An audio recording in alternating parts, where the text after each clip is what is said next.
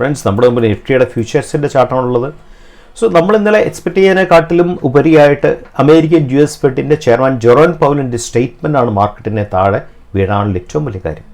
അദ്ദേഹം പറഞ്ഞ സ്റ്റേറ്റ്മെന്റ് എന്ന് വെച്ചാൽ US ആൾക്കാർ പല പ്രതീക്ഷയോടുകൂടി കഴിഞ്ഞ 6 മാസമായിട്ട് US ബാക്കി ഡേറ്റയെല്ലാം പോസിറ്റീവ് വന്ന സമയത്ത് ആൾക്കാർ വല്ല പ്രതീക്ഷയോടെ കാത്തിരിക്കുകയാണ്. US കുതിച്ചുയർന്ന ഇൻട്രസ്റ്റ് റേറ്റ്സിന് ഒരു ശമനം ഉണ്ടാകും, ഇൻട്രസ്റ്റ് റേറ്റ്സ് താഴാൻ തുടങ്ങുമെന്നുള്ള എക്സ്പെക്ടേഷനിലാണ് മാർക്കറ്റ് ഒരു ദിവസം പോയി കിട്ടിയിരുന്നത്. പക്ഷേ ജെറോം പൗൽ ഇന്നലെ അദ്ദേഹം പറഞ്ഞതെന്ന് വെച്ചാൽ ഇതുവരെ എന്നാണ് തുടങ്ങുന്നതിനെ കുറിച്ച് ഇതുവരെ ക്ലാരിറ്റി ആയിട്ടില്ല. എന്നാണ് ഫസ്റ്റ് ഇൻട്രസ്റ്റ് റേറ്റ് കട്ട് വരേണ്ടത് എന്നതിനെക്കുറിച്ച് ഇതുവരെ ക്ലാരിറ്റി ആയിട്ടില്ല എന്നുള്ള ആ ഒരൊറ്റ പോയിന്റിലാണ് മാർക്കറ്റ് താഴെ വീഴാൻ കാര്യം. നമുക്ക് ആ മാർക്കറ്റ് നമുക്കൊന്ന് അനലൈസ് ചെയ്യാം. നമ്മൾ പ്രൈസ് ആക്ഷൻ പോയിന്റ് വ്യൂവിലാണ് നമ്മൾ അനലൈസ് ചെയ്യുന്നത്.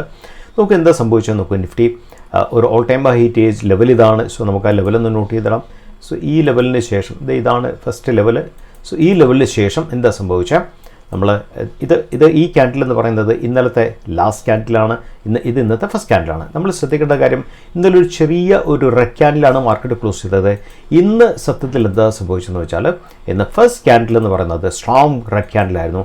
ഇത് എന്താ സംഭവിച്ചത്, ഇതൊരു ഈവനിങ് സ്റ്റാർ പാറ്റേൺ എന്ന് പറയുന്ന പാറ്റേണിലേക്ക് ഡെവലപ്പ് ചെയ്തു.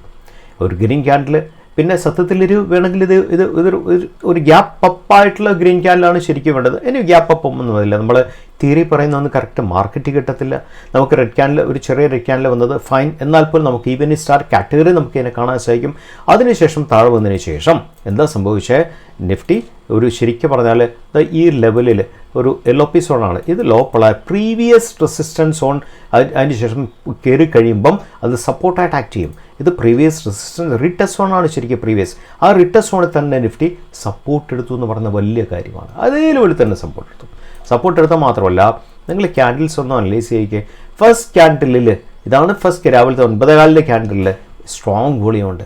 സെക്കൻഡ് ക്യാൻഡിലിൽ സ്ട്രോങ് വോളിയം ഉണ്ട്. പക്ഷേ എന്താ സംഭവിച്ചത്, അവിടെ നല്ല ബ്യൂട്ടിഫുൾ റിജക്ഷനാണ് സംഭവിച്ചത്. ദാറ്റ് മീൻസ് വോളിയം ഉണ്ടെങ്കിൽ പോലും അവിടെ നല്ല സെല്ലേഴ്സ് ഡോമിനൻസ് ഇവിടെ കാണിക്കാൻ സാധിച്ചില്ല, പകരം ബയർ ഡോമിനൻസാണ് കാണിച്ചത്. അടുത്ത ക്യാൻഡിലിൽ ശരിക്ക് ഇതിന് മുകളിലാണ്. ഈ ക്യാൻഡിലിലെ ലോ എന്ന് പറയുന്നത് 24,212 ആണെങ്കിൽ ഇതിൻ്റെ ലോ എന്ന് പറയുന്നത് 24,272 വന്നത്. സോ അത്രയും കയറ്റിയാണ് ലോ വന്നത്. ഓപ്പൺ ചെയ്ത് 282 ഓപ്പൺ ചെയ്തത്. അതിനുശേഷം വന്ന നെക്സ്റ്റ് ക്യാൻഡിൽ നിങ്ങൾ ശ്രദ്ധിക്കണം, ഈ ക്യാൻഡിൽ കമ്പാരിറ്റീവ്ലി വോളിയം കുറവായിരുന്നു. ഈ ക്യാൻഡിൽ വീണ്ടും സെല്ലേഴ്സ് ഡോമിനേറ്റ് ചെയ്യാൻ ശ്രമിച്ചു, സ്റ്റോക്കിനെ ഇൻഡെക്സിനെ താഴെ കൊണ്ടുവരാൻ ശ്രമിച്ചു. പക്ഷേ വീണ്ടും ആ ക്യാൻഡിൽ അതേ ലെവലിൽ ബയേഴ്സ് സ്ട്രോങ് ആയിട്ട് ഒന്ന് വിക്ക് നോക്കുക, ലോവർ വിക്ക് നോക്കുക. ദാറ്റ് മീൻസ് ബയേഴ്സ് ഡോമിനേറ്റഡ് ആണ്. ഇത് രണ്ടും ഹാമർ ക്യാൻഡിൽ എടുക്കാൻ സാധിക്കും. ഇതും ശരിക്കും പറഞ്ഞാൽ ക്ലോസ് ചെയ്തത് 24,279 280 ക്ലോസ് ചെയ്തു. ഇത് ക്ലോസ് ചെയ്ത് 24,320 ക്ലോസ് ചെയ്തു. അതിനുശേഷം വന്ന ലാസ്റ്റ് ക്യാൻഡിൽ സൂപ്പർ ഗ്രീൻ ക്യാൻഡിലാണ് വന്നത്. ആ ഗ്രീൻ ക്യാൻഡിൽ ശരിക്കും ലാസ്റ്റ് 2 ക്യാൻഡിലേക്കാളും ഹ്യൂജ് വോളിയം ഡെവലപ്പ് ചെയ്താൽ വീണ്ടും ബയേഴ്സ് ഇവിടെ സ്ട്രോങ് ആയി എന്ന് പറയാൻ സാധിക്കും. ഓക്കെ, ഇൻഡെക്സ് താഴെ പോയി ഫൈൻ. പക്ഷേ ഇൻഡെക്സ് താഴെ പോയെങ്കിലും താഴെ പോകുമ്പോൾ ശരിക്കും പറഞ്ഞാൽ ബയറിൻ്റെ പ്രസൻസ് ആണ് നമ്മൾ ഈ 4 ക്യാൻഡിൽ കാണാൻ സാധിച്ചത്. സോ ഈ ക്യാൻഡിൽ എന്ന് പറയുന്നത് ശരിക്കും ഈ റെഡിന് മേളിലാണ് ക്ലോസ് ചെയ്ത് സംതിലേക്ക് ബുളിഷ് എൻഗൾഫ് എന്നൊക്കെ നമുക്ക് ഒരു പരിധിവരെ പറയാൻ സാധിക്കും. ഇനി നമ്മൾ ശ്രദ്ധിക്കേണ്ട ഇതിൻ്റെ അകത്തുള്ളൊരു ഏറ്റവും വലിയൊരു കടമ്പ എന്താണെന്ന് വെച്ചാലും ഇതൊരു സ്ട്രോങ് റെഡ് ക്യാൻഡിലാണ്. ഈ റെഡ് ക്യാൻഡിലെ പകുതിയുടെ മുകളിൽ വന്ന് ക്ലോസ് ചെയ്ത് നിൽക്കണം. ദാറ്റ് മീൻസ് ഇനിയത്തെ ക്ലോസിങ് ശരിക്കും പറഞ്ഞാൽ ഇതിൻ്റെ പകുതി എന്നൊക്കെ പറയുന്നത് ഈ ലെവലാണ്. ശരിക്കും പറഞ്ഞാൽ നമുക്ക് ഏകദേശം എന്താ പറയണ്ടത്, നമുക്കത് ഇതിൻ്റെ പകുതിയുടെ ലെവൽ നമുക്കത് ഈ ഭാഗം ഒന്ന് നമ്മൾ എടുത്ത് കളയുവാണെങ്കിൽ നമ്മൾ പകുതിയുടെ ലെവൽ എന്നൊക്കെ പറയുന്നത് ശരിക്കും പറഞ്ഞാൽ ഈ ഒരു ലെവൽ, ഈ ലെവലിന് മുകളിൽ വന്ന് ക്ലോസ് ചെയ്ത് നിൽക്കണം. ഈ ലെവലിന് മുകളിൽ ക്ലോസ് ചെയ്താൽ മാത്രമേ തിരിച്ചുള്ള ബുള്ളിഷസിലേക്ക് വന്നു എന്ന് പറയാൻ സാധിക്കത്തുള്ളൂ. സോ ഇതാണ് നമ്മുടെ ഏറ്റവും വലിയ അടുത്ത കടമ്പ എന്ന് പറയുന്നത്. നിഫ്റ്റിയുടെ ഈ ലെവലിന് മുകളിൽ ക്ലോസ് ചെയ്യുക എന്നുള്ളതാണ് അടുത്ത കടമ്പ. അത് ക്ലോസ് ചെയ്യുന്നില്ലെന്ന് വെച്ച് വെച്ചാൽ നമുക്ക് മുൻവിധികളൊന്നുമില്ല. നമുക്ക് കണ്ട് മനസ്സിലാക്കാം എങ്ങനെയാണ് മാർക്കറ്റ് മൂവ് എന്നുള്ളതിനെക്കുറിച്ച് നമുക്ക് കണ്ട് മനസ്സിലാക്കാം. ഇവിടെ വേറൊരു പ്രൈസ് ആക്ഷൻ പോയിന്റ് കൂടെ പറയാനുണ്ട്. നിങ്ങളിവിടെ നോക്കി സ്ലാൻഡ് ഒരു ട്രെൻഡ് ലൈൻ വരച്ചാലും, ഇതാണ് ട്രെൻഡ് ലൈൻ വരച്ചാലും നോക്കൂ എങ്ങനെ സംഭവിച്ചെന്ന് നോക്കൂ.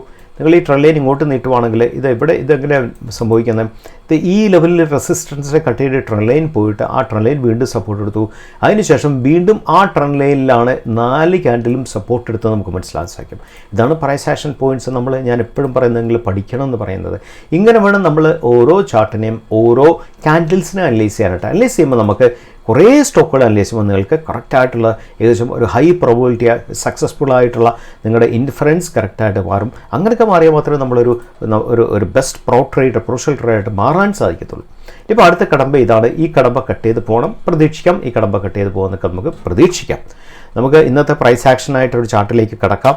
സോ ഇന്നലെ മാർക്കറ്റ് ഇന്നലെ താഴ്ന്നപ്പോഴും മോർ ദാൻ 10% റിട്ടേൺ കൊടുത്ത സ്റ്റോക്കാണ് GE പവർ എന്ന് പറയും. വളരെ സിമ്പിൾ പ്രൈസ് ആക്ഷനാണ് ചാർട്ടിലുള്ളത്. നിങ്ങൾ നോക്കി ഈ ചാർട്ടിൽ പ്രൈസ് ആക്ഷൻ നിങ്ങൾ ആദ്യം മനസ്സിലാക്കണം.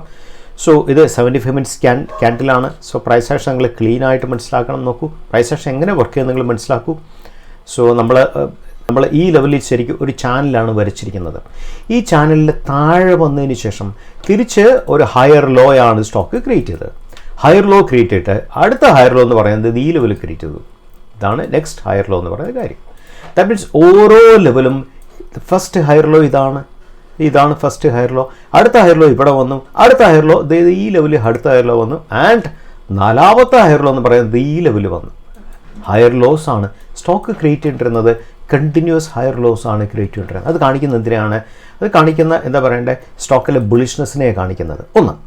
രണ്ടാമത്തെ കാര്യം, നമ്മളൊരു വോളറ്റാലിറ്റി കോൺട്രാക്ഷൻ നമ്മുടെ കൺസെപ്റ്റ് നമ്മളിവിടെ അപ്ലൈ ചെയ്യുവാണെങ്കിൽ ഫസ്റ്റ് ലെവൽ എന്ന് പറയുന്നത് ഇവിടുന്ന് ഇവിടം വരെ വോളറ്റാലിറ്റി കോൺട്രാക്ഷൻ വന്നു, 9.61 വന്നു. അടുത്ത ലെവലിൽ VCP വന്നിരിക്കുന്നത് ശരിക്കും പറയുന്നത് ഇവിടുന്ന് ഇവിടം വരെയാണ്. അടുത്ത ലെവൽ വന്നിരിക്കുന്നത് 5.11 ആണ് വന്നിരിക്കുന്നത്. അടുത്ത ലെവൽ ശരിക്കും ഇവിടം വരെയേ ഉള്ളൂ, 4.91 ആണ് വന്നിരിക്കുന്നത്. ആൻഡ് നെക്സ്റ്റ് ലെവൽ എന്ന് പറയുന്നത് ഇത്രയുമേ ഉള്ളൂ, 1.79. ഓരോ സ്റ്റേജിലും വോളറ്റാലിറ്റി കോൺട്രാക്ഷനാണ് നടന്നു പോകുന്നത്. ഓരോ സ്റ്റേജിലും കോൺട്രാക്ഷൻ നടക്കുന്നതുകൊണ്ട് തന്നെ സ്റ്റോക്ക് എക്സ്പാൻഷൻ കമ്പൾസറി ആയിട്ട് നടക്കണം. ആ എക്സ്പാൻഷനാണ് നമ്മൾ ഇന്നലത്തെ മാർക്കറ്റിൽ കണ്ടത്.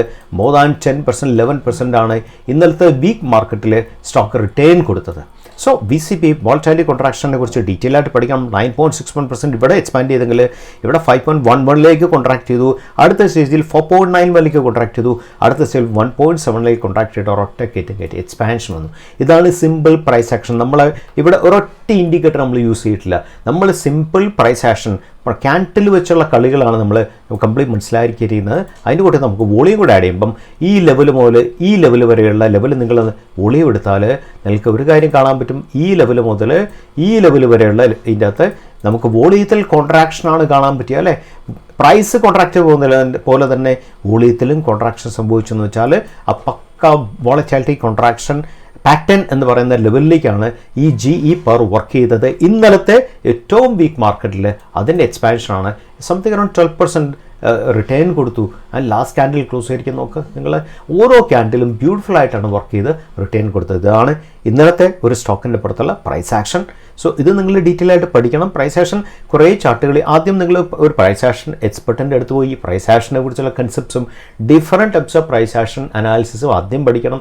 അതിനുശേഷം ഒരു കണ്ടിന്യൂസ് ആയിട്ട് കുറേ ചാർട്ട്സ് വരച്ച് നിങ്ങൾ അതിനെ മാസ്റ്റർ ചെയ്യണം. അതിനുശേഷം നിങ്ങൾ മാർക്കറ്റ് വരുമ്പം നിങ്ങൾ ടോട്ടലി ഡിഫറൻറ്റ് ഒരു ക്ലാസിക് എന്ന് പറയേണ്ട ഒരു top professional price action trader തീർച്ചയായും മാറാൻ സാധിക്കും.